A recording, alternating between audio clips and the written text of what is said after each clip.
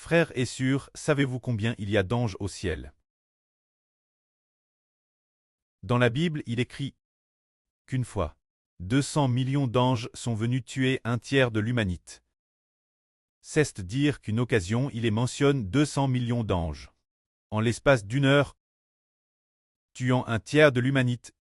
Alors, combien y a-t-il réellement d'anges au ciel? Puisqu'un passage mentionne 200 millions, cela prouve que les anges se comptent par centaines de millions, peut-être 10 milliards, peut-être 20 milliards, ou peut-être plusieurs milliards, ou nous ne pouvons pas savoir exactement combien il y a d'anges au ciel. Ils sont extrêmement nombreux. Ensuite, nous disons que pour ceux qui sont célestes, chaque frère et sœur a un ange, ou 2 anges pour les projets. Peut-être que le frère Heber a 2 anges gardiens. Frères et sœurs, il semble que chacun ait un ange gardien. Ce sont les frères et sœurs célestes.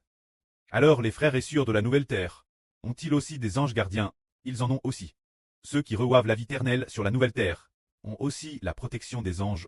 Ainsi, chacun a son ange gardien correspondant. Tout comme Pierre est une personne céleste. Un jour, le roi Hérode décida de faire exécuter Pierre. Il mit Pierre en prison. Cette nuit, l'ange de Pierre descendit, ouvrit la porte de la prison, puis frappa Pierre et Paul en disant « Élevez-toi et suis-moi ». Alors Pierre chabila. Les chânes, ses mains tombent. Alors, il suivit l'ange. Plus tard, il s'aperçut, waouh, il croyait rêver, mais il réalisa que c'était vrai. C'est Dieu qui a envoyé un ange pour sauver Pierre. Cet ange était l'ange gardien de Pierre en Les habitants de la nouvelle terre ont aussi des anges gardiens, comme nous le voyons. Quand la grande foule de la nouvelle terre aura travers la grande tribulation, des millions d'anges pousseront des cris de joie. Cela prouve donc quelle est la raison de la présence de tant d'anges. C'est pour ceux que Dieu veut sauver. Ils ont chacun la protection d'un ange, protégeant ceux que Dieu veut sauver, pour que dans leur esprit, ils ne se tournent pas vers le diable, mais qu'ils se tournent vers Dieu, vers la lumière. Par conséquent, des millions d'anges sur ce chemin du salut, pour amener les gens à croire au Seigneur, sur ce chemin de la foi en l'évangile du frère Heber, le pré-céleste Jéhovah dirige tout. Le Seigneur Jésus-Christ commande tout.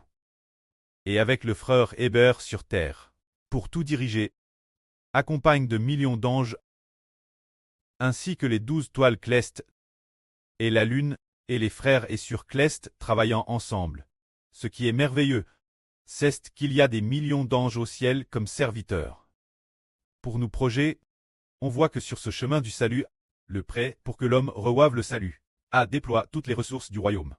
Les ressources matérielles et humaines du royaume céleste, mobilise tous les anges du ciel. Pour accomplir ensemble cette grande œuvre, alors, s'il n'y avait pas de protection angélique, quelle en serait l'issue? Est-ce que Satan a les anges de Satan? Satan a ses propres anges.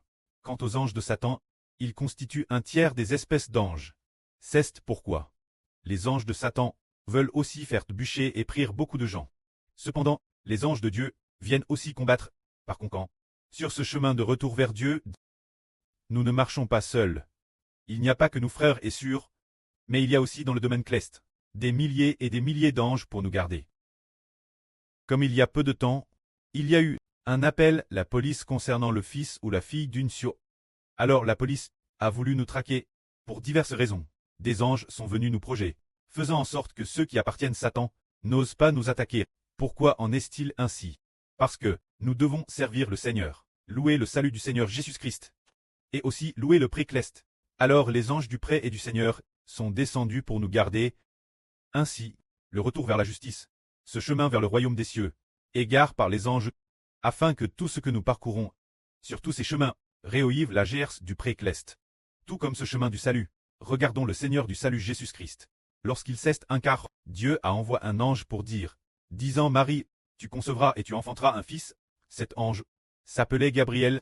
Ensuite, de nouveau, quand le roi Hérode voulait nuire au nouveau Jésus, notre Seigneur Jésus-Christ, un ange a averti Joseph dans un rêve, faisant en sorte que Joseph, pendant la nuit, s'enfuit en Égypte. On voit donc que, sur ce chemin du retour, la maison, nous sommes gardés par des anges.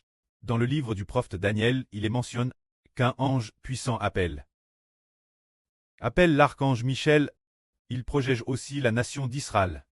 L'archange Michel protège le frère Ashber et la nation du frère Ashber. Que la gloire soit auprès et au Seigneur. Amen.